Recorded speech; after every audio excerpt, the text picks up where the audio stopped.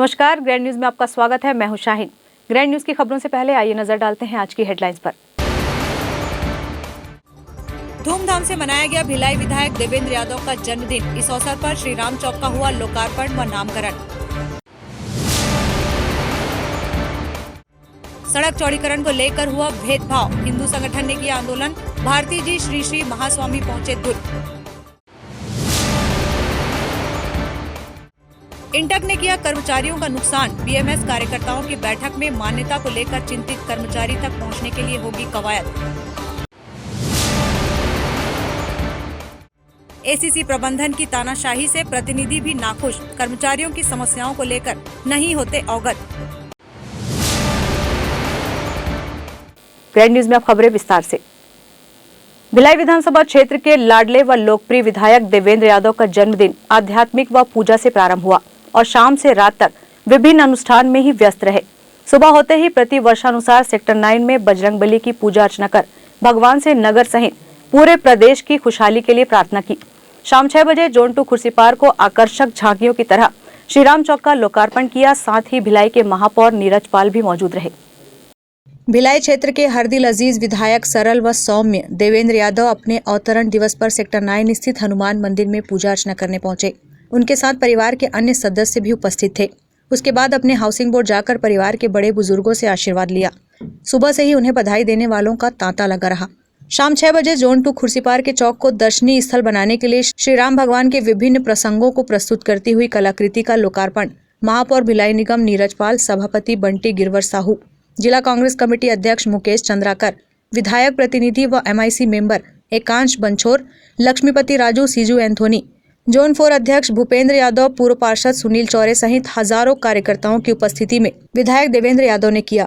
खुर्सीपार श्री राम चौक पहुंचते उसके पूर्व नगर के कई क्षेत्रों में उनका भव्य स्वागत हुआ और उनके द्वारा केक काटा गया। केनाल रोड में भी श्री यादव के समर्थकों ने उन्हें लड्डुओं से तौला। दुर्गा पंडाल चौक में डी कामराजू के नेतृत्व में लड्डुओं से तौलकर उसका वितरण किया गया।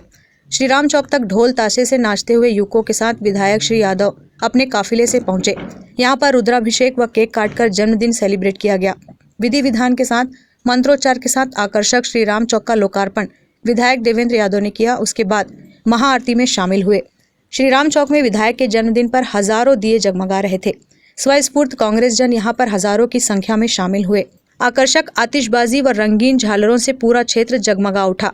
उसके पश्चात जोन 3 में अमरनाथ की मनोरम झांकी के साथ दुग्धाभिषेक व रुद्राभिषेक किया गया। भिलाई के सभी लोगों को मैं दिल से बहुत आभार धन्यवाद करूंगा, क्योंकि भिलाई की जनता ने कहीं ना कहीं मुझे स्थान के साथ ही स्नेह, अपनापन और जिम्मेदारी दी है। मैं भिलाई की जनता को यही कहूँगा, जीवन, राजनीतिक जीवन या सफ़र कभी भी क्लियरिटी से नहीं चलता कि किस दिशा में चलेगा, लेकिन एक बात तो सच है और जिसको मैं अपने जीवन में स्थापित करूंगा, वो भिलाई की जनता की सेवा है। जब तक हूँ इस जीवन में निरंतर लोगों के लिए काम करते रहूँगा, यही मेरी भावना है, यही मैं कहूँगा इस दिन। ठीक, दर्शन करने आए हैं, हर वर्ष आते हैं, हर समय ही आते हैं और भिलाई की भलाई हो, सभी लोगों का कल्याण हो, यही कामना करते हैं ईश्वर से। ग्रैंड न्यूज के लिए अतुल शर्मा के साथ निखिल कुमार पाठक की रिपोर्ट। सड़क चौड़ीकरण में भेदभाव को लेकर जारी हिंदू संगठनों के आंदोलन को समर्थन देने कर्नाटक की पीठाधीश श्री श्री शंकर भारती जी महास्वामी दुर्ग पहुंचे, जहां उन्होंने प्राचीन हनुमान मंदिर में पूजा अर्चना कर संघर्षरत नेताओं का साहस बढ़ाया। नेहरू नगर से पुलगांव चौक तक जारी सड़क चौड़ीकरण कार्य में बस स्टैंड स्थित प्राचीन हनुमान मंदिर तोड़ने के प्रयास व भेदभाव किए जाने का मामला अब लगातार गर्माता जा रहा है और जिसे लेकर रविवार को छत्तीसगढ़ प्रवास पर पहुंचे कर्नाटक मैसूर के पीठाधिपति परम पूज्य श्री श्री शंकर भारती जी महास्वामी जी महाराज को विश्व हिंदू परिषद द्वारा इस मुद्दे की जानकारी देने पर स्वामी जी राजनांदगांव जाते हुए कुछ देर हनुमान मंदिर में रुककर हनुमान जी की पूजा अर्चना कर आंदोलनकारी हिंदू संगठन के नेताओं का हौसला बढ़ाया तथा प्रशासन के लिए विकास के नाम केवल हिंदुओं का अहित न होने की नसीहत दी। इस अवसर पर विश्व हिंदू परिषद नेताओं ने महास्वामी जी का स्वागत किया, जिसमें जिलाध्यक्ष संजय उमक, सर्व हिंदू समाज के संयोजक अमरचंद सुराना, हिंदू जागरण मंच के जिलाध्यक्ष शिवेंद्र परिहार, पूर्व सभापति दिनेश देवांगन सहित बड़ी संख्या में परिषद के कार्यकर्ता मौजूद थे। उल्लेखनीय है कि सड़क चौड़ीकरण में पक्षपातपूर्ण निर्माण कार्य के मुद्दे को लेकर भाजपा सहित विभिन्न हिंदू संगठनों ने मोर्चा खोल दिया है और निरंतर आंदोलन कर प्रशासन पर दबाव बनाया जा रहा है। किंतु प्रशासन द्वारा केवल प्राचीन हनुमान मंदिर को मार्ग चौड़ीकरण में बाधक मानकर एक तरफा तोड़ने पर जोर दिया जा रहा है। यही नहीं, मालवीय नगर स्थित मंदिर को तो दूसरी तरफ शिफ्ट भी कर दिया गया है तथा बस स्टैंड स्थित एक छोटा हनुमान मंदिर को तोड़ भी दिया गया है। अब बड़े प्राचीन हनुमान मंदिर को हटाने की तैयारी की जा रही है, जबकि डिवाइडर की दूसरी तरफ चर्च को बचाने टेढ़ी मेढ़ी नाली बनाकर मुख्य सड़क को सकरा कर दिया गया है। इसी भेदभावपूर्ण कार्य को लेकर भाजपा संगठन ने खुलकर खिलाफत की, जिसके बाद सर्व हिंदू समाज, विश्व हिंदू परिषद, बजरंग दल व हिंदू युवा मंच अपने अपने तरीके से लगातार मुखर होकर आंदोलन कर रही है। इसी क्रम में आज छत्तीसगढ़ प्रवास में निकले कर्नाटक मैसूर से पधारे पीठाधिपति श्री श्री शंकर भारती जी महास्वामी जी ने राजनांदगांव जाते हुए कुछ देर रुककर प्राचीन हनुमान मंदिर में संकट मोचन हनुमान जी का दर्शन व पूजा अर्चना कर सभी आंदोलनकारी विश्व हिंदू परिषद व अन्य संगठन के नेताओं को धर्म की रक्षा के लिए कार्य करने व विकास कार्यों में समानता पूर्वक निर्माण को लेकर प्रशासन के समक्ष मजबूती से बात रखने की नसीहत दी। मंदिर मामले को लेकर विश्व हिंदू परिषद के जिलाध्यक्ष संजय उमक और हिंदू जागरण मंच के जिलाध्यक्ष शिवेंद्र परिहार ने कुछ इस तरह की जानकारियों से अवगत कराया। चौड़ीकरण का मुद्दा है, जो सेंटर है वो सबको दिखाई देता है, उसके दोनों तरफ बराबर चौड़ीकरण हो, यह हिंदू धर्म चाहता है। हिंदू धर्म विकास रोकना बिल्कुल नहीं चाहता, लेकिन पक्षपात नहीं चाहता। आज इस प्राचीन मंदिर में मैसूर के पीठाधीश श्री श्री शंकर भारती जी का आगमन हुआ। ये हम सबके लिए सौभाग्य का विषय था। लंबे समय से हम सब लोग दुर्ग शहरवासी इस मंदिर के लिए संघर्ष कर रहे हैं और आज उनका आना, उनका आशीर्वाद प्राप्त होना हम सब के लिए एक हौसला अफजाई की बात है। उन्होंने हमें आशीर्वाद दिया है और कहा है कि ये मंदिर यहाँ पर। ग्रैड न्यूज के लिए दुर्ग से वीना दुबे की रिपोर्ट। इंटक द्वारा बीएसपी प्रबंधन को लाभान्वित कराने के लिए एक तरफा समझौता किया गया है। इससे संयंत्र कर्मियों को काफी नुकसान उठाना पड़ा। अब बीएमएस को मान्यता दिलाने की कवायद शुरू की जाएगी। भारतीय मजदूर संघ को मान्यता दिलाने और इस्पात मजदूर संघ के होने वाले चुनाव को लेकर भारतीय संघ की कार्यकारिणी समिति की बैठक आयोजित की गई। भिलाई इस्पात मजदूर संघ का मान्यताओं को लेकर होने वाले चुनाव को देखते हुए भिलाई मजदूर संघ की आवश्यक बैठक हुई। वर्तमान में कर्मचारियों के हुए वेज रिवीजन में इंटक के एक तरफा समझौते से मजदूरों को हुए नुकसान और समाधान के लिए भी विचार विमर्श किया गया। ग्रैंड न्यूज से हुई चर्चा में भारतीय मजदूर संघ के उद्योग प्रभारी राधेश्याम जायसवाल ने बताया कि कर्मचारियों के हित और उनको मान्यता दिलाने के लिए संघ द्वारा चुनावी रणनीति बनाई जा रही है, जिससे निश्चय ही भारतीय मजदूर संघ को जीत हासिल होगी। हमारा जो भिलाई इस्पात मजदूर संघ का ये आने वाले समय में मान्यता को लेकर के चुनाव होना है और उस चुनाव को देखते हुए आज हमारा जो कार्य समिति है इसकी बैठक हुई है और इस कार्य समिति में हमारे संगठन मंत्री आदरणीय योगेश दत्त मिश्रा जी, हमारे इस यूनियन के अध्यक्ष आईपी मिश्रा जी, महासंघ के उपाध्यक्ष आदरणीय देवेंद्र कौशिक जी, हमारे इस जो यूनियन है इसके कार्यकारी अध्यक्ष केसौलू जी और महामंत्री रवि सिंह जी, ये सारे हमारे कार्यकारिणी के सारे पदाधिकारी यहाँ पर उपस्थित हैं। आने वाले समय में मान्यता को लेकर के जो चुनाव होना है तो किस प्रकार से हम कर्मचारियों के बीच में जाएं जिससे कि आने वाले समय में भारतीय मजदूर संघ को मान्यता मिले, इस संबंध में यहाँ पर बहुत गंभीर विचार विमर्श किया गया है। आपको बताना चाहूँगा कि अभी वर्तमान में जो इस प्लांट के कर्मचारियों के लिए जो वेज रिवीजन हुआ उसमें जो इंटक ने एक तरफा जो समझौता किया है जिसके कारण भारी कर्मचारियों को नुकसान हुआ है, उसको लेकर के हम लोग बहुत चिंतित हुए हैं और इस बात को सारे कर्मचारियों के बीच में ले जाने की बात हुई है। भारतीय मजदूर संघ ने जो कर्मचारियों के लिए काम किया है और जो इनके हित में जो होने वाला है, इस बात को लेकर के भी हम लोग कर्मचारियों के बीच में जाएंगे। इन सब के बारे में यहाँ पर गंभीर विचार विमर्श हुआ है। आने वाले समय में हम अपनी यूनियन की रणनीति तय करके मान्यता में जाएंगे, जिससे कि हम भारतीय मजदूर संघ निश्चित रूप से इस बार विजय प्राप्त करेगी। इसी बात को लेकर के आज ये बैठक हुई है। ग्रैंड न्यूज के लिए पूजा इंदौरिया के साथ निखिल कुमार पाठक की रिपोर्ट। एसीसी सीमेंट प्लांट की नादिरशाही केवल उनके कर्मचारियों के लिए नहीं अपितु जनप्रतिनिधियों पर भी लागू कर दी गई है। इससे सर्वत्र आक्रोश है। जामुल के एसएससी गेट पर ईश्वर ठाकुर नगर पालिका परिषद जामुल के अध्यक्ष द्वारा एसीसी गेट पर धरना प्रदर्शन किया गया। उनका कहना है कि हमको एसीसी के प्रबंधक द्वारा एसीसी के अंदर घुसने नहीं दिया जा रहा है, जिससे वहां के कामगारों की समस्या से हम अवगत नहीं हो पाते। नगर पालिका परिषद के अध्यक्ष ईश्वर सिंह ठाकुर ने ग्रैंड न्यूज से कहा कि वहां के कर्मचारियों की समस्या के बारे में जानकारी मिल सके। उन्होंने कहा कि जनता से किए गए वादों को हम कैसे पूर्ण कर पाएंगे, हमें जनता की बात सुनने में दिक्कत हो रही है। ये तो एसीसी की सरासर गुंडागर्दी है। यहाँ जनप्रतिनिधियों को आने नहीं देते हैं। हमारे अध्यक्ष महोदय को हर बार रोक दिया जाता है। क्या यहाँ के सिक्योरिटी वाले या एचआर वाले अध्यक्ष जी को पहचानते नहीं है क्या? हमारे माननीय सम्माननीय यहाँ के नगर पालिका अध्यक्ष हैं, उनको हर बार रोक दिया जाता है और इनका ध्यान सिर्फ ऐसे गुंडागर्दी में है। जहाँ गुंडागर्दी करना चाहिए, जहाँ पे वृक्षारोपण उन्होंने किया हुआ है पीछे खदान के बगल में, वहाँ पे रोज 10 से 15 वृक्ष काट दिए जा रहे हैं। इसका पिछले साल में मैंने कंप्लेंट डाला था, कोई सुनवाई नहीं। अभी भी मैंने डाला हुआ था, लेकिन अभी तक कोई सुनवाई नहीं है ना। रोज वहाँ पे सिक्योरिटी व्यवस्था करना चाहिए, वहाँ पे कोई व्यवस्था नहीं है इनका। हमारे देश का इतना नुकसान हो रहा है, पेड़ काटे जा रहे हैं लोग, उसके लिए कोई ध्यान नहीं है। यहाँ गुंडागर्दी कर रहे हैं, हमारे अध्यक्ष जी को रोक दे रहे हैं। अगला कदम क्या रहेगा आप लोग का? बिल्कुल कदम तो उग्र रहेगा। जब तक मैनेजमेंट झुकेगी नहीं, सामने नहीं आएगी, तब तक हम लोग बैठेंगे। लोग खत्म करें एसीसी का भी एक इस प्रकार का नहीं था। लोग आके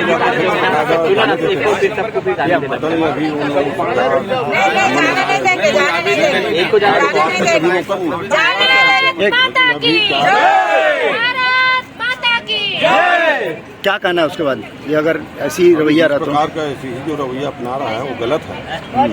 यहाँ पर अंदर में पोस्ट ऑफिस है, हॉस्पिटल है, बहुत से लोग ऐसे हैं जिसको जरूरत पड़ता है पोस्ट ऑफिस आने जाने का, हॉस्पिटल आने जाने का, इसलिए इस प्रकार का रोक नहीं लगाना चाहिए। वर्षों से इसे चलते आ रहा है।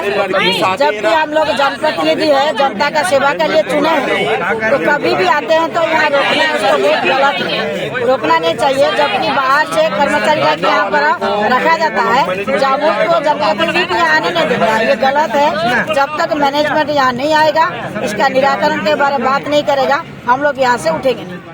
ग्रैंड न्यूज के लिए अतुल शर्मा के साथ निखिल कुमार पाठक की रिपोर्ट। वक्त है एक ब्रेक का, आप देखते रहिए ग्रैंड न्यूज। सेलिब्रेशन सफारी बारनावा पारा वाइल्ड लाइफ सेंचुरी में स्थित खूबसूरत cottage and rooms, Bastar art से सुसज्जित शानदार कॉटेज, सर्व सुविधा युक्त रूम्स, बाथटब युक्त बाथरूम, स्विमिंग पूल, बच्चों के खेलने के लिए पार्क, खान पान की व्यवस्था, प्रोफेशनल सर्विस, सेंचुरी घुमाने के लिए वाहन की व्यवस्था। सेलिब्रेशन सफारी बारनावा पारा। For booking and more details contact 9425507202।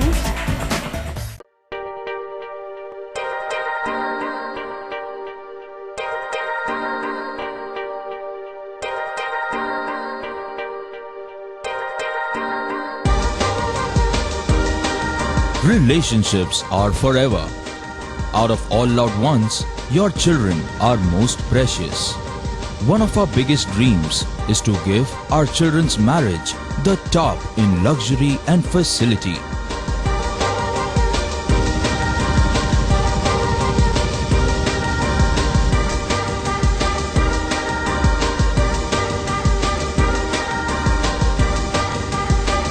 In today's busy life, you cannot afford to take time out for everything to be perfect for your marriage. And you cannot compromise on quality of service for your guests. Our customized marriage packages are made just according to your wish. This presentation will acquaint you with the different luxury packed marriage packages available. This package has an elaborate menu with 60 mouth-watering items. Bharat Swagat including welcome drink, snacks and sweets. A breathtakingly decorated welcome gate and the arena decorated with flowers. To give you the best colors in view, we organize special light effects for all areas. We take care of decorating the groom's car to its best attire and exclusive DJ beats for extreme fun and valet parking to make your guests feel like an emperor. Our exclusive add-ons give you unlimited freedom to customize your ceremony to its best. Break के बाद आपका स्वागत है। Rock ball state championship का आयोजन इस्पात नगरी भिलाई में किया गया। इस चैंपियनशिप में राज्य के 12 जिलों के खिलाड़ियों ने हिस्सा लेकर अपनी खेल प्रतिभा का बेहतरीन प्रदर्शन किया। छत्तीसगढ़ रॉक बॉल एसोसिएशन के द्वारा रॉक बॉल टेस्ट चैंपियनशिप का आयोजन भिलाई टाउनशिप क्षेत्र स्थित सेक्टर 2 रॉक बॉल ग्राउंड में किया गया। इस एक दिवसीय चैंपियनशिप में पूरे राज्य से 12 जिलों की टीमों ने हिस्सा लिया। इस राज्य स्तरीय चैंपियनशिप में 25 से 28 मार्च तक हरियाणा के चरखी दादरी में आयोजित राष्ट्रीय चैंपियनशिप के लिए खिलाड़ियों का चयन किया जा रहा है। खिलाड़ी भी अपनी खेल प्रतिभा का जौहर दिखाने में कोई कसर नहीं छोड़ना चाहते। ये छत्तीसगढ़ राज्य रैगबॉल चैंपियनशिप प्रतियोगिता है, जिसमें छत्तीसगढ़ की 12 जिलों की टीम भाग ले रही है। इस प्रतियोगिता के माध्यम से पुरुष एवं महिला छत्तीसगढ़ रैगबॉल टीम का चयन किया जाएगा, जो राष्ट्रीय प्रतियोगिता जो 25 मार्च से 28 मार्च के बीच में आयोजन होने जा रही है, उसमें भाग लेगी। इसके माध्यम से भारतीय रैगबॉल टीम का गठन करना है, जो एशियाड चैंपियनशिप सिंगापुर या श्रीलंका में होने वाली है, उसमें भारतीय टीम का चयन किया जाएगा। ग्रैंड न्यूज के लिए प्रशांत सिंह राजपूत के साथ वीना दुबे की रिपोर्ट। भिलाई के औद्योगिक क्षेत्र में स्थित पावर पैक कंपनी में आग लगने का कारण आसपास के इलाके में हड़कंप मच गया। भीषण आग लगने की जानकारी पाकर जामुल और पुरानी भिलाई पुलिस की टीम भी मौके पर पहुंच गई। गौरतलब है कि बीएसपी के अग्निशमन विभाग को जानकारी दी गई कि पावर कैम्प कंपनी में आग लग गई। सूचना मिलते ही अग्निशमन की 4 गाड़ियां मौके पर पहुंच गई। इसके बाद आग पर काबू पाया जा सका। दरअसल बंद पड़ी फैक्ट्री में आग केमिकल टैंक में लगी थी, जिसके कारण लाखों का केमिकल जलकर खाक हो गया। आग कैसे लगी और कितने का नुकसान हुआ, इस संबंध में फिलहाल ठीक अनुमान नहीं लग पाया है, लेकिन पुलिस ने फैक्ट्री मालिक की शिकायत पर अपनी जांच शुरू कर दी है।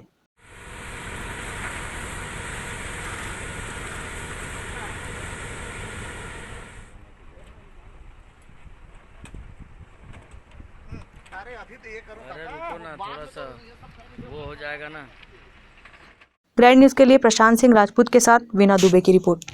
लेजर शो के साथ म्यूजिकल फाउंटेन युक्त बढ़ा तालाब का किया जा रहा है कायाकल्प। तालाब के सौंदर्यीकरण के साथ साथ ओपन जिम, बोटिंग और फूड कियोस्क की व्यवस्था भी विशेष जोर दिया गया, जिसका जायजा लेने कलेक्टर स्वयं स्थल पर पहुंचे। दुर्ग कलेक्टर सर्वेश्वर नरेंद्र भूरे कुम्हारी के हृदय स्थल पर स्थित बढ़ा तालाब का निरीक्षण करने के लिए पहुंचे थे। यहाँ बढ़ा तालाब के सौंदर्यीकरण का कार्य बड़े पैमाने पर किया जा रहा है। तालाब को बाउंड्री बनाकर घेरा गया है, जिसमें वाटर इनलेट और वाटर आउटलेट के सुव्यवस्थित इंतजाम किए गए हैं। तालाब के चारों तरफ वॉकिंग पाथ का निर्माण किया गया है। बढ़ा तालाब के निर्धारित क्षेत्र में लेजर शो के साथ musical fountain, open gym, monorail, toy train, boating, गजेबो, water tunnel fountain, decorative LED lights होंगे। यहाँ हाई मास्क लाइट भी लगाए जाएंगे, ताकि यहाँ आने वाले लोग रात्रि में इस स्थल का विशेष आनंद ले सकें। परिसर पर जिसका चक्कर लगाकर यहाँ आने वाले लोग इस भव्य स्थल का दर्शन मनोरंजन के साथ कर सकते हैं। इसका सौंदर्यीकरण बड़े मनोरंजन स्थल के रूप में किया जाना है। वर्तमान में इसके दूसरे चरण का कार्य प्रगति पर है और शीघ्र ही इसे मूर्त रूप दे दिया जाएगा। बढ़ा तालाब में म्यूजिकल फाउंटेन बनाने और लेजर लाइट की व्यवस्था भी की जा रही है। फव्वारों के बीच म्यूजिक के चलने पर निश्चित ही लोगों को भ्रमण के दौरान मनोरंजन की अनुभूति होगी। लोगों को आकर्षित करने के लिए म्यूजिकल फाउंटेन युक्त लेजर शो निसंदेह मील का पत्थर साबित होगा। इसका नज़ारा बहुत ही उत्साहित और मनमोहक होगा। बढ़ा तालाब का निरीक्षण करने कलेक्टर स्थल पर पहुंचे और अधिकारियों को जल्द कार्य पूर्ण करने के निर्देश दिए। ये तो वॉक ब्रिज है ना।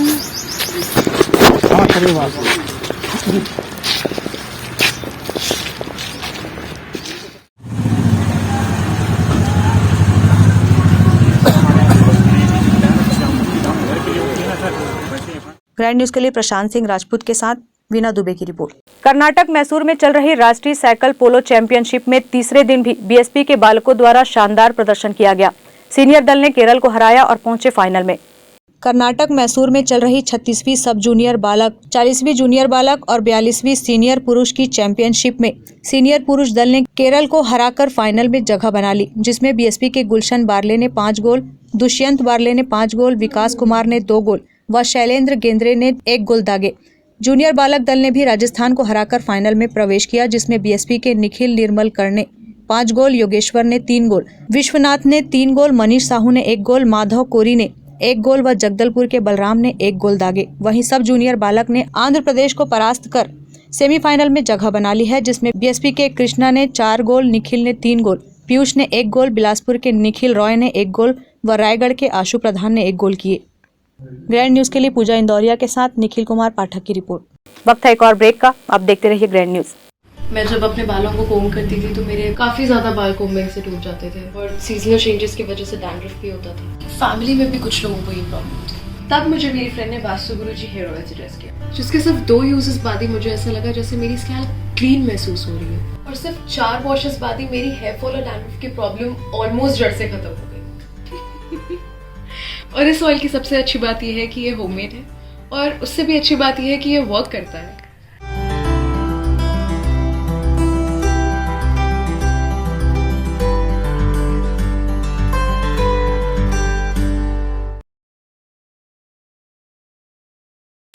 ब्रेक के बाद आपका फिर से स्वागत है।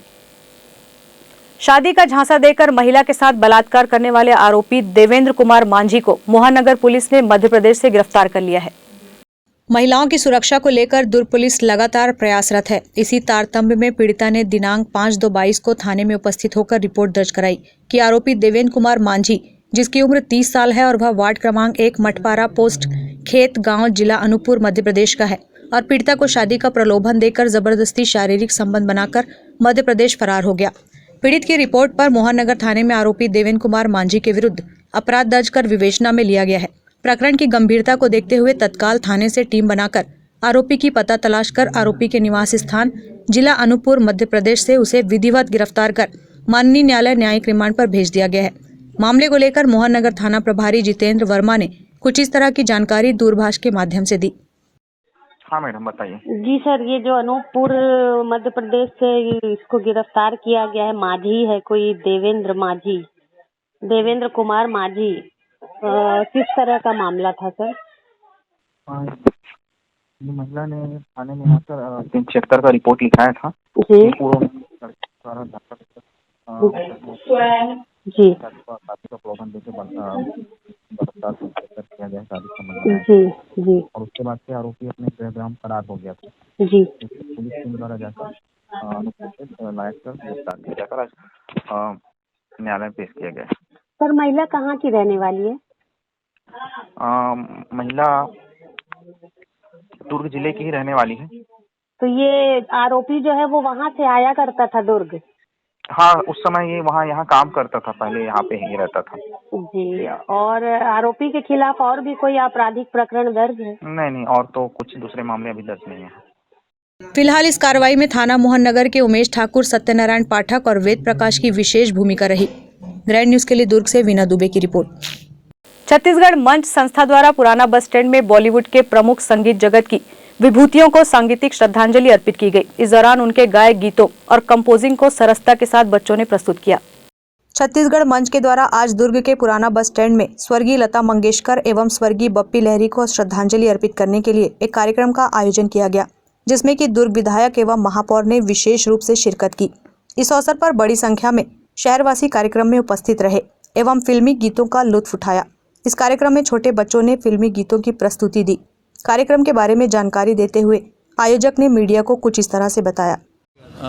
छत्तीसगढ़ मंच दुर्ग के बैनर तले आज यहाँ पर स्वर कोकिला स्वर्गीय लता दीदी और बप्पी लहरी जी को श्रद्धांजलि स्वरूप एक संगीतमय सभा का आयोजन किया गया है, जिसमें दुर्ग शहर के सभी कलाकार जो कि छत्तीसगढ़ मंच के बैनर तले अपना प्रदर्शन गीतों के माध्यम से करते हैं, आज जो लता जी को अपने एकल और युगल गीतों के माध्यम से और बप्पी लहरी जी को अपनी संगीतमय श्रद्धांजलि यहाँ पर देने के लिए उपस्थित हुए हैं। किस प्रकार का उद्देश्य मानते हैं इस प्रकार के कार्यक्रम? उद्देश्य एक तो संगीत के प्रति लता जी का जो समर्पण रहा, पूरी जीवन उन्होंने इस संगीत के क्षेत्र को दिया, उनके योगदान को हम यूँ तो भुला नहीं सकते और शब्दों में बयां भी नहीं कर सकते, मगर दुर्ग शहर में जो संगीत के प्रति लोगों का समर्पण है, गायक कलाकारों का समर्पण है, जो उनकी भावनाएं हैं, उनको हम इस संगीत के कार्यक्रम के माध्यम से यहाँ जनता को, श्रोताओं को बताना चाहते हैं। यही एक माध्यम है, हमारा उद्देश्य है। ग्रैंड न्यूज के लिए अतुल शर्मा के साथ निखिल कुमार पाठक की रिपोर्ट। अनुभूति श्री फाउंडेशन और रुंगटा कॉलेज के संयुक्त तत्वाधान में रिसाली दंत चिकित्सा शिविर का आयोजन हुआ। डॉक्टरों की टीम ने दंत रोग से ग्रस्त लोगों का परीक्षण कर बस में ही विशेष चिकित्सा सुविधा प्रदान की। अनुभूति श्री फाउंडेशन और Rungta college of dental sciences and research centre के संयुक्त तत्वाधान में वार्ड 26 अवधपुरी में एक दिवसीय निःशुल्क दंत परीक्षण एवं चिकित्सा शिविर का आयोजन किया गया, जिसमें वार्ड वासियों के दांतों का परीक्षण कर उन्हें दांतों से संबंधित होने वाली बीमारियों की जानकारी दी गई। शिविर में जिन लोगों को दांतों में कीड़े या सड़े होने की शिकायत थी, उनको उचित इलाज भी मुहैया कराया गया। शिविर में मुख्य अतिथि के रूप में महापौर शशि सिन्हा, सभापति केशव बंछोर व पार्षद अनिल देशमुख विशेष रूप से उपस्थित थे। वार्ड 26 में रिसाली नगर निगम के तहत अनुभूति श्री संस्था द्वारा एक दिवसीय दंत चिकित्सा का आयोजन किया गया है, जो कि रुंगटा कॉलेज के द्वारा किया जा रहा है और ये बिल्कुल निःशुल्क है। तो आज ये अनेक तरह का है कि ये हमारे जितने वार्डवासी हैं उनको लाभ मिल सके, इस तरह से निःशुल्क दंत परीक्षण का। इसका उद्देश्य क्या है? ज़्यादा से ज़्यादा इस चीज़ का लोग लाभ ले और जगह जगह इस तरह का हम शिविर का आयोजन हमेशा करते आए हैं, हमारी संस्था हमेशा करते आई है और उसी के तहत आज हमने यहाँ भी किया है। कितने दिनों तक चलेगा? ये 1 दिवसीय दंत चिकित्सा। यहाँ के अलावा और आज तो सिर्फ यहाँ है और चूँकि कोरोना काल के कारण ये बंद था हमारा, नहीं तो हम हमेशा से 3 महीने के अंतराल में करते आए हैं, तो आगे भी यहाँ के आसपास के जितने गांव हैं वहाँ करते रहेंगे। हम लोग रूमका डेंटल कॉलेज से कुरुद से आए हुए हैं और अनुभूति फाउंडेशन के साथ आज हम लोग कैंप कर रहे हैं और ये कैंप हम लोग निरंतर हर महीने में कम से कम 8 से 10 कैंप ऐसे दूर सुदूर इलाके में लगाते हैं जहाँ के लोग दांतों का इलाज कराने के लिए हमारे तक नहीं पहुँच पाते, तो हम लोग उनके तक पहुँच के उनको दांतों के इलाज की सुविधा देते हैं। और कैंप में हमारे साथ दोनों स्पेशलाइजेशन के लोग आते हैं और साथ में पूरी मोबाइल डेंटल वैन है जिसमें कि पूरा उपचार हम लोग यहीं पे करके जाते हैं। साथ ही जो कैंप कार्ड पेशेंट्स को मिलते हैं उनको वहाँ पे निःशुल्क इलाज के साथ साथ ही काफ़ी मतलब स्पेशलिस्ट लोग का ट्रीटमेंट मिलता है। मैडम जन जागरण तक पहुँचाने के लिए, सारे लोगों में अवेयरनेस बढ़ाने के लिए, सबको ये बताने के लिए कि दांतों के रोग को भी अब हमको प्रखरता से ट्रीट करना है और आज के युग में सारी सुविधाएं अगर उपलब्ध है तो उसका फ़ायदा उठाना है सबको। तो क्या जागरूकता बढ़ाने में हम लोग दांतों में होने वाली सड़न, दांतों में होने वाले पीलापन, तम्बाकू खाने से दुष्प्रभाव, सारी चीज़ों के बारे में लोगों को यहाँ बताते हैं और हम बताते हैं कि दांतों में भी विशेषज्ञ हैं, है ना, और उसके विशेषज्ञ की सुविधा अगर आपको मिल सकती है तो उसको प्राप्त करके अपना इलाज करवाना ज़रूरी है, क्योंकि आपके बुढ़ापे में, बचपन से लेकर बुढ़ापे तक साथ देने वाली चीज़ है दांत। खाने के लिए क्वालिटी ऑफ लाइफ सुधारती है, तो ज़रूरी होता है कि हम लोग अपने दांतों का ख्याल रखें। ग्रैंड न्यूज के लिए पूजा इंदौरिया के साथ निखिल कुमार पाठक की रिपोर्ट। खुर्सीपार शिवाजी नगर में आज संत शिरोमणि रविदास जी की मूर्ति का अनावरण व सामुदायिक भवन का लोकार्पण विधायक देवेंद्र यादव ने किया। इस अवसर पर समाज के लोग भारी संख्या में उपस्थित हुए। शिवाजी नगर में संत रविदास जी की मूर्ति का अनावरण करते हुए विधायक देवेंद्र यादव ने कहा कि उनके विलंब से आने की वजह से जो आपके कार्यक्रम में देरी हुई उसके लिए क्षमा प्रार्थी हैं। समाज की ओर से कहा गया कि पिछले 40 वर्षों से समाज के सामुदायिक भवन की मांग की जाती रही है, पर कोई जनप्रतिनिधि ध्यान नहीं दिए। श्री यादव जी ने अपने प्रायोरिटी में रखा, इसके लिए समाज की ओर से आभार। भिलाई में, दुर्ग जिले में भिलाई में जो ये हमारा पहला भवन है जो हमें आदरणीय विधायक महोदय देवेंद्र यादव ने दिया है। आज तक हमें कोई भवन नहीं मिला था और ये भवन जो है हमारे जो सुख दुख के लिए उन्होंने दिया है और उन्होंने कहा था कि हम जब भवन देंगे तो उसमें एक मूर्ति होनी चाहिए। आज हमारे विधायक महोदय का सपना पूरा हुआ।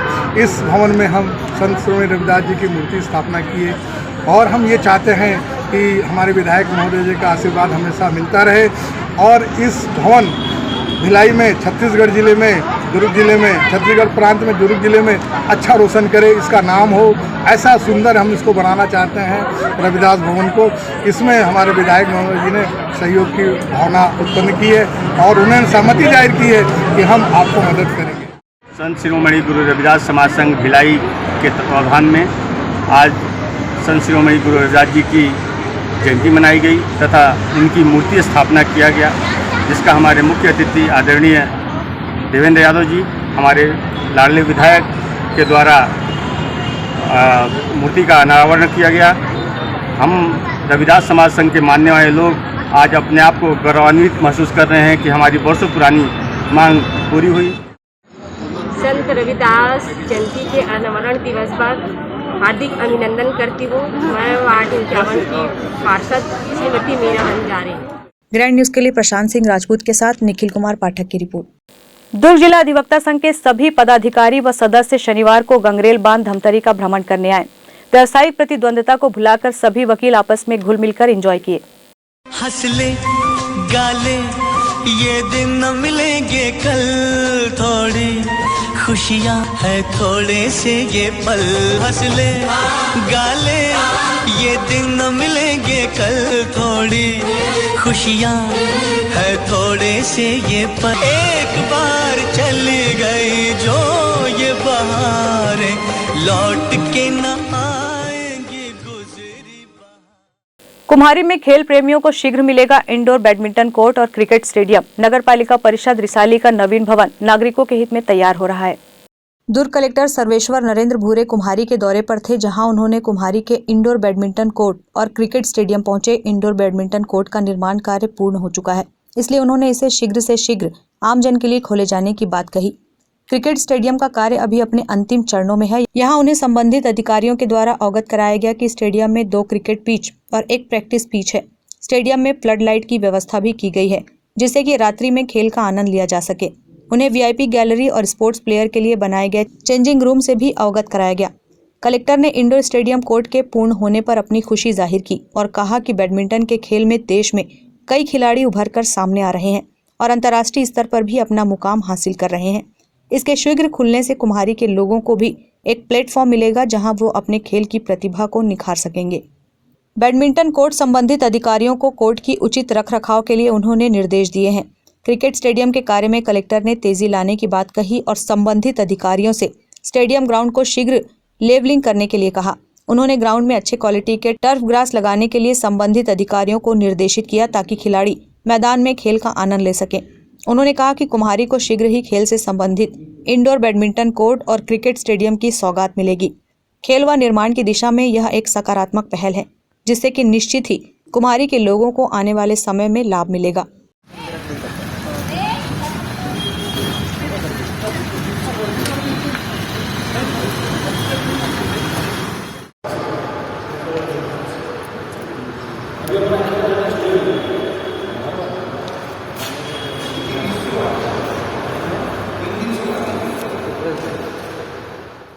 ग्रैंड न्यूज के लिए प्रशांत सिंह राजपूत के साथ वीना दुबे की रिपोर्ट। ग्रैंड न्यूज की खबरों में फिलहाल इतना ही। अब इजाजत दीजिए। नमस्कार।